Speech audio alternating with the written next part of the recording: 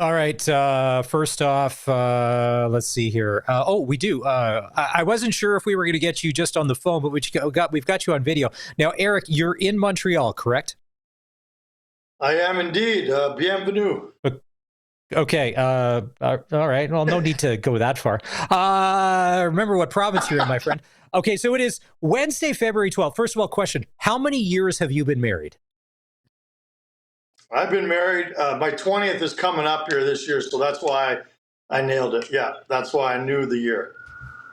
Okay. Now, in 2 days, it's going to be Valentine's Day. And I'm assuming that you're still going to be in Montreal, but your wife is not on the trip, correct?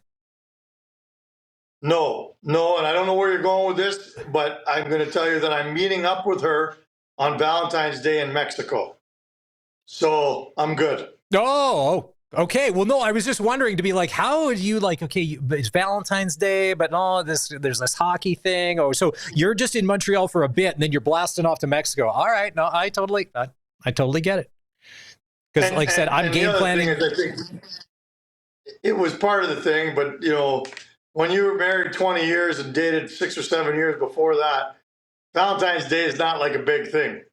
I've wrecked it so many times in the past, and there are zero expectations for me to get this thing right. So no worries there. Yeah. I know, but they always hope that you will redeem yourself somehow, some way. And like I said, as someone guilty of wrecking a lot of things. It's funny because of the past couple of days, just with the kids in school and getting the Valentines ready, because now the rule is, Eric, and you know as kids, it's either all or none. Like you can't just give specific Valentines to kids because it's an inclusive world. So everybody gets them or nobody gets them. And then I had to go and I had to get because my father-in-law does a real bad job. I had to go get my mother-in-law some flowers today so I could earn points with my wife to do that. So there's just a lot of activity. So I wanted to know how you were handling Valentine's. No, I booked a family vacation in Mexico, and I feel like that's a win. Like that's pretty romantic, isn't it? My wife won't see it that way. But no. Here's the thing, and I will ask you this. If you're not taking your golf clubs and you're just committing to spending time with your family, then yes, it's a good gesture. But are you taking your golf clubs on your Mexican vacation? I'm not taking my clubs. No, I mean, I'm disappointed in myself. Never mind disappointing my wife. I'm disappointed in myself. Look, I didn't want to lug them all the way to Montreal. You look like a fool going through the Montreal airport with a bag of golf clubs and then jumping back in. Anyway, no, it's a family vacation. I'm looking forward to spending time with my daughter who's at university. And my son, of course, who's here in Montreal with me. There's a boys' trip to Montreal to see a couple games, and then we do the family thing. It's all good. Okay. Tonight, Canada, Sweden. So there's a little bit of a time difference. Bell Center. Are you now? Keep in mind, when you've gone to games, you've done the press thing. Are you guys just going as fans, sitting in the seats, just like everybody else, just cheering on Team Canada? You're just fans tonight. We are debating what jerseys to wear / buy. My son just rode up in the elevator. We're at one of the media hotels, so my son just rode up in the elevator with Cale McCarr's dad, and now he wants a McCarr jersey. And then I ran into the Kachucks earlier today, and they actually had a funny story there. I said, is there any chance that the boys will be on the same? Everyone wanted the Kachucks to be on the same line. That's not happening, at least at the start of the tournament. And they're not even on the same power play. But the joke is that, Matthew is on the first power play unit, and when he comes off, on comes Brady on the same wing. And the joke that Matthew keeps saying, and we'll find out if it's a joke or not, is I'm going to stay on the whole power play and ruin it for you, Brady, so you can't get on and play any hockey at all. So that's the brotherly love that we're dealing with.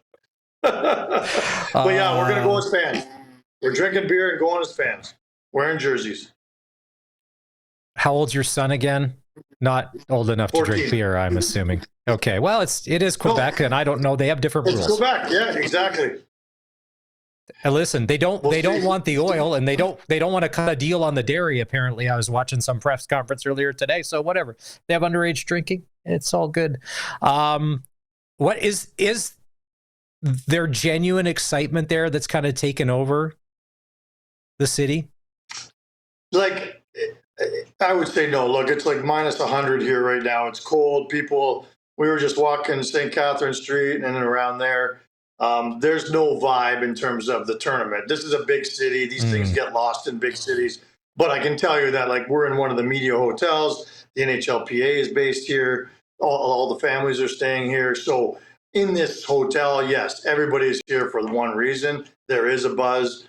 I think in the hockey world, there's a buzz. And you correct me if you think I'm wrong, but I think that people are really excited to see this. It's been a lot of years since we've seen best on best. Everybody's talking about the line combinations. And if you're not into it right now and you're saying this is a gimmick or this is silly, well, first of all, you're wrong. And second of all, I bet you will get into it. I really bet you will, because you got to tune in and at least watch it. Or you're not a hockey fan, that's all. Well, to me, I thought just watching how people online, and they haven't even played a second yet of hockey, are so invested in this. And for a lot of people who make it seem like they're playing, they're going to be getting skip the dishes and trying to put a dent in a 15-pack of Michelob Ultra. That's as far as their commitment. But it seems like they're on the second power play, the way they're talking it up on social media. This is going to be the most overanalyzed 10 days of hockey I think that the world has ever seen before, especially from a Canadian perspective. Now, if Canada wins, what if they only win by one? It's not going to be enough for some people. If it's two, it's not going to be enough, let alone lose. But here's the thing because we're delusional Canadian hockey fans, it's never going to be enough.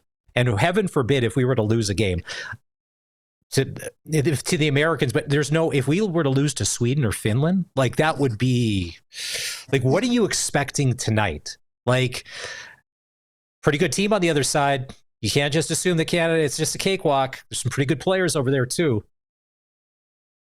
I'm expecting a close game. And I'll tell you what, the whole mood in there is going to get a little more uptight if Sweden scores first or something like that. Everybody, I don't know. I think given the goaltending situation in Canada and the fact that the rest of the world really has slowly caught up over the years, and now we've been 9 years since we've had an international tournament. I don't think anybody would shock that if any three of the four teams won this tournament. I really believe that. And I do think that the hockey world just believes that the favorite are the Americans. And I believe they're the favorites. I believe they're going to win this thing. I just can't see how we can, be better than their goaltending. And that's so important. So I don't agree with you that it's not enough. If this Canadian team goes 2-1, but still manages to get into the final and wins by a goal, I don't think anyone's going to say, wow, we weren't good enough.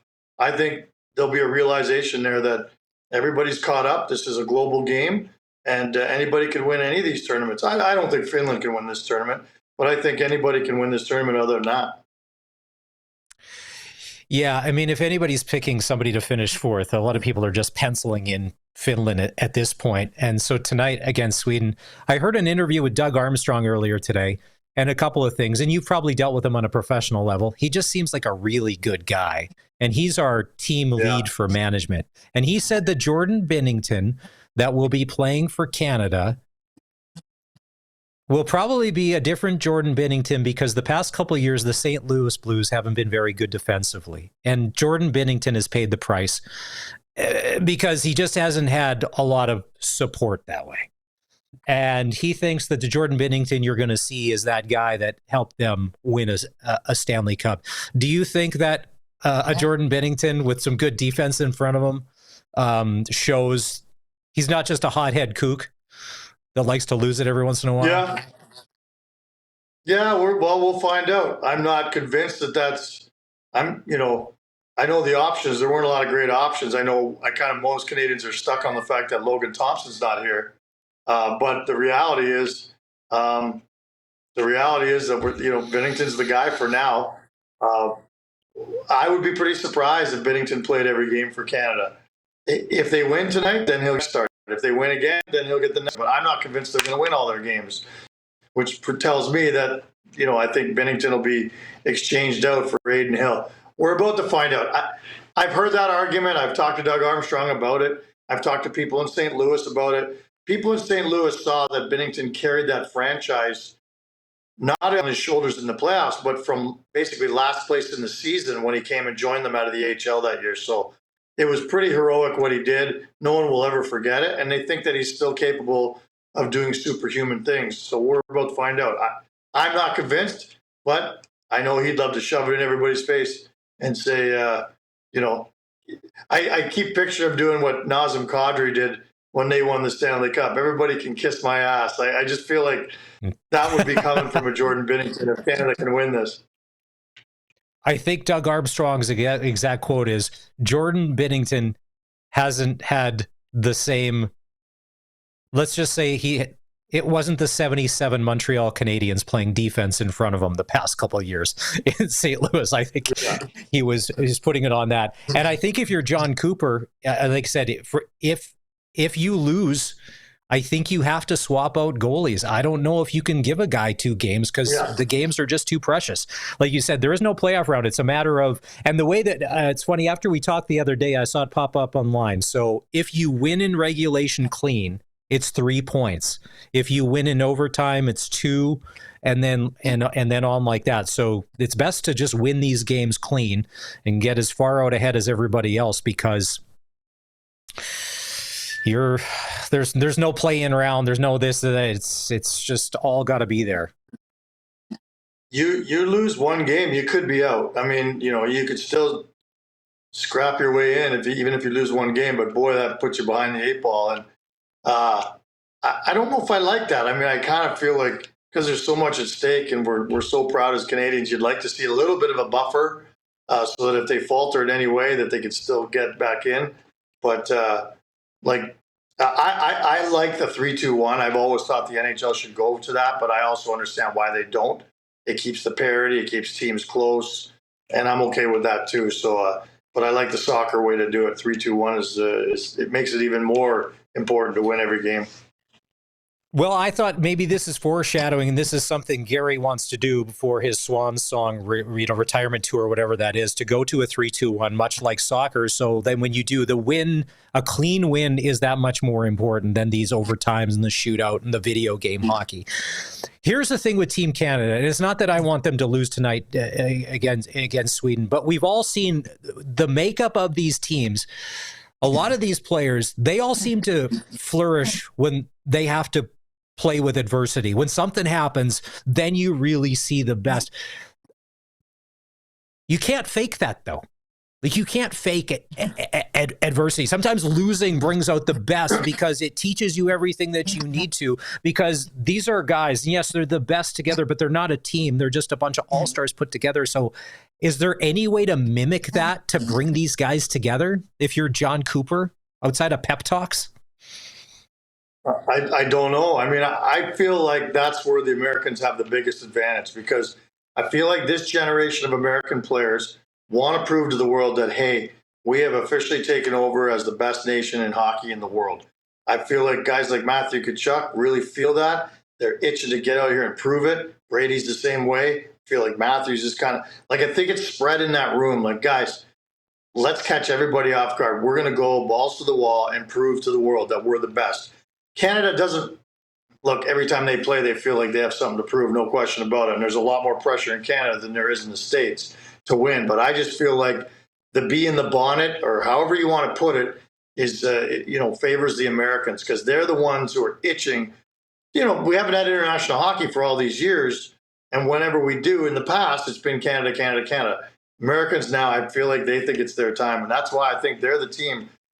You talk about just coming out, out of the gate like you've been shot out of a cannon. I feel like the Americans will do that. Maybe Canada needs a little help in that regard. Maybe I'm wrong. Hey, Curtis, can you put up the picture yesterday, the team photos? There's a couple of things. And Eric, I'm not sure if you've seen this. There's a couple of things. Kyle Connor's neck, and then Brock Nelson looking like he's 55 years. Okay, so here's the team photo. So if you're watching the stream, so Connor Hellebuck has no neck, and then Kyle Connor looks like he has a double neck. This isn't Photoshop either. This is real. I'm like, that just looks odd. Just looking odd. I hadn't looked at that one, but the Brock Nelson one is. I've heard people talk about that. Like, there it is. A different looking dude. Okay, so Brock Nelson, if you haven't seen this, so he plays with the Islanders. He looks like a 53-year-old science teacher in high school that maybe just came off a nervous breakdown, and he's trying to hold it all together. He doesn't look like he's early 30s. That's for sure. No, that's just a different looking photo. It's funny. It's funny that you noticed that. Me and several of my friends had pointed it out too. It's just, I think a lot of it has to do with the fact that the average hockey fan couldn't tell you what Brock Nelson looked like. He's been kind of hidden in New York for years on one of the most boring teams in the NHL. And I think that's probably been his fate. So this is the first time people have seen him, and it's a little bit startling for some people. Eric Francis is with us. We're inside the NHL, brought to you by Southie Mainline Chrysler. They're unleashing the heat this February, and man, we could use it. Southie Mainline, just 30 minutes north of Regina.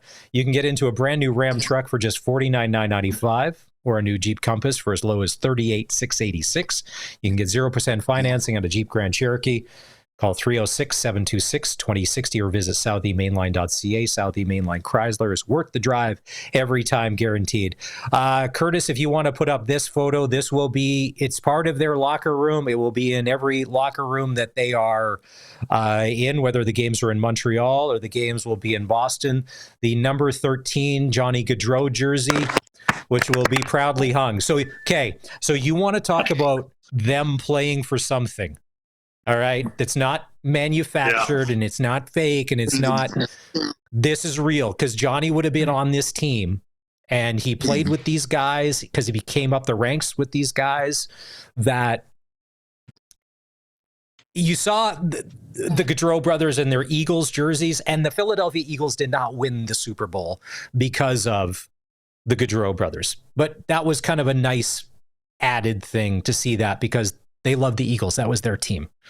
This Team USA thing, I think there's a deeper meaning there, that you got to know guys are going to be playing for this. Not only for themselves, but that's one of their brothers that would have been there right with them had, that unfortunate situation not happened. I agree with you. I just feel like there's an avalanche of, not momentum, but motivation, and I think with these tournaments, sometimes it's tricky to kind of, as you said, come up with inspiration, come up with a motivator. Obviously, every time these guys go out, they want to be the best player in the world that they can be and be on the best team. But I just feel like there are a couple other things at play here that really squarely put the advantage in the Americans' side, including the fact that I think that they have the best schedule. Like, starting off against the weakest team, I think that gives them a little bit of an advantage too, to kind of iron out a couple kinks, get some confidence going, and then be ready for that game one night later, against Canada. So, but the Gaudreau thing is powerful. Guy was there at practice both days.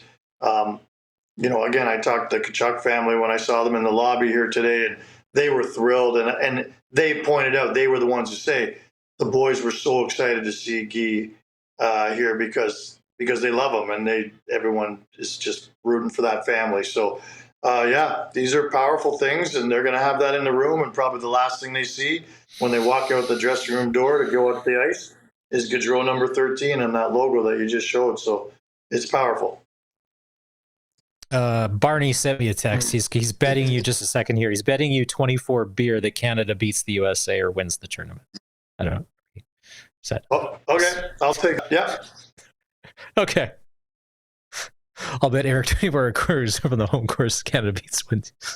Well, apparently he's messaging that to everybody. It's not just me, but I was like, what's blowing up the phone? All right. With you said you're at the NHL kind of hotel, that sort of the center of the hub, and I got to assume, because all of the good stuff always happens in the bar at some point or another, whether it's the trades, whatever is going down. Although the NHL is in its break, there's a lot of people talking shop. It's going to be a sprint to the finish once this thing is over, as they get closer to the playoffs. Do you expect, because you cover the Flames and it's been a nice story, they've punched above their weight. They're kind of, they're right there on the verge of a wild card playoff spot. If you're Craig Conroy, do you show faith in your team? You've got cap space.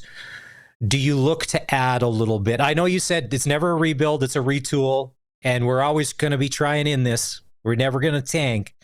Do you show your guys, hey, listen, I'm going to get you what you need. We're in. We got to make the playoffs here.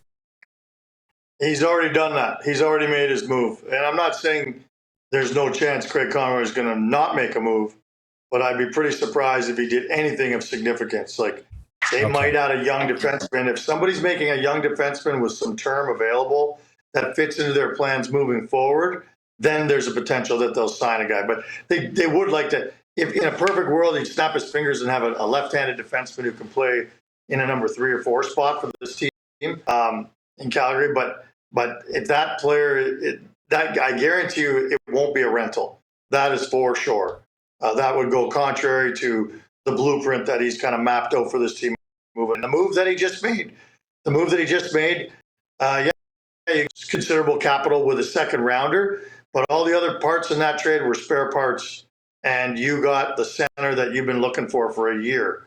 And they also added Joel Farabee. So he is done with his significant moves. He is done showing the team, hey, I owe you. You guys have been incredible, and I got to do my part. He's done his part, and now it's up to this team to sink or swim. And what's interesting about that is, when we come out of this break, I'm on a 6-game road trip with those guys, and it's going to be it's a gauntlet. Washington, two Florida teams, Carolina, Dallas, they could almost be out of it by the time that road trip ends, and that leads us right into the trade deadline. Yeah, and that's what has happened to the Flames before, where they lose those critical games at the wrong time, much like the game going into the break where they were on cruise control against the Seattle Kraken, and next thing you know, Seattle come back and win. They still do get a point, but is that point going to come back to bite them? So I'm looking at the Western Conference. Central, Winnipeg, Dallas, Minnesota. Pacific, Edmonton, Vegas, LA. Your wild cards are Colorado and Vancouver. Outside of the Canucks and their shakiness, do you see any of those teams there falling off the map and not being there when all is said and done? Like, is Colorado just going to get better in that wild card spot? Like, legitimately, who's coming in 8th there? Yeah, it's really a 2-horse race to me. It's Calgary or Vancouver. And, I thought you were going to ask if any of the teams below Calgary could make a push. And I don't see that happening, like the St. Louis's of the world. I just think there's too much gap, and there's just not good enough hockey teams.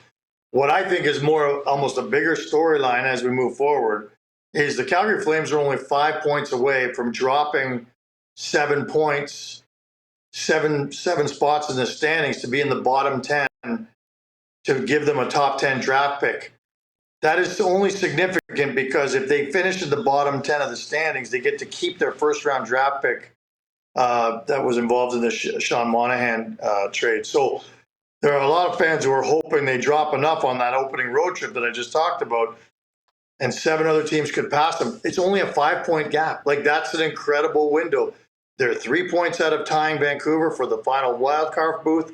They're 5 points out of dropping far enough to keep their first-round draft pick that they otherwise got to give to Montreal. So it'll be fascinating to see where the Flames go, because I think anybody could see them going either way, and it wouldn't shock anybody if they dropped or if they somehow stayed in this race. I think the odds are definitely in favor of them dropping far enough. All right, and then over in the Eastern Conference. But that said, I just want to add, like, when the break is over, they'll probably have Connor Zary back in the lineup. They'll probably have Kevin Ball, who's like on their top pairing defensively. Those are significant additions for the team as well. So, writing them off would be a little bit premature. It's just that I think everybody has a sour taste in their mouth because of that game you just mentioned just before the break. That was a crucial 1 point they gave up to Seattle in heartbreaking fashion. Yeah. So, and over in the East, Metropolitan, you've got Washington, Carolina, and New Jersey. And then in the Atlantic, you've got Florida, Toronto, and Tampa Bay. I heard something yesterday, and I don't get 9 layers deep on the Toronto Maple Leafs because I just don't care enough. But and this was good investigative work, that the Toronto Maple Leafs, their number 1 and 2 centers, if you look at the last 3 Stanley Cup champions, the number 1 and 2 centers, and sometimes the third, the plus minus there was usually above 20 and sometimes into the low 30s. But right now, between Tavares and Matthews in Toronto, you're only you're like a +9 or a +10, and it's that lack of production out of those two and the defensive liability, which they're saying like this is a huge concern, that you have to have your top two centers produce, especially in the playoffs, to go far, and that's a huge weakness in Toronto, and it's something that if they don't shore up, amongst other things, could be another short shelf life come the playoffs. I don't know. Do you kind of see the same thing? Well, look, I don't worry I don't worry about the Leafs in terms of having enough talent. They've had enough talent offensively for the last 10 years probably to have won a round in the playoffs, but they just don't do it. The question is, can these guys step up when it matters most? Marner, Matthews, Nylander. I definitely think they're capable. And I think Tavares is still one of the more underrated guys. Everybody kind of dogs on him, but he's still an integral part of that offense. So can they produce in the playoffs? That's the $1 billion question in Toronto. The one thing I will say in terms of Toronto is this time I do believe they finally have the goaltending. It's small sample size. Joseph Wall and Stolarz, small sample size this year only. But I do believe they're good enough, and in combination with their defense, that they can be at least good enough defensively to get by that first round, as long as those guys up front produce. But traditionally, we've seen Marner disappear in the playoffs. I do feel like they can do it, but I want to see who they play in the first round first before I make any predictions on whether or not these guys can show up. Okay, we'll wrap on this because you probably got to get to the game and pay $38 for beer. Wild cards in the East. Here's your teams and your striking distance teams as we sit today in this break. I want to know the two teams that you think are going to end up in the wild card in the East.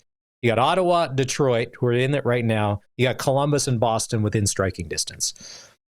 Who do you think the final two in the wild card in the East? Because it's like a point or two here or there. Look, I've been hearing for years that Ottawa is just on the cusp, and I've been hearing for years that Detroit's just on the cusp, and they never even come close. They have that final 20 games, they absolutely disappear. And I don't believe Columbus is legit. I mean, even if they do get Marchenko and Monahan back in a timely fashion, they're both got significant injuries. Even if they did get those guys back, I think that the attrition rate's been so huge, and I just don't believe that they're good enough to stay in this race. So that leads me to believe that at least one of those two teams I mentioned, Detroit or Ottawa, is getting into the playoffs. Right now it's Detroit, but with Ottawa getting Ullmark back, if he can return to form like in this tournament, if he plays, and then after that, I think Ottawa might be that team that finally does it. So I would think Ottawa's got as good a shot as Detroit to get in one of those final spots. I really do.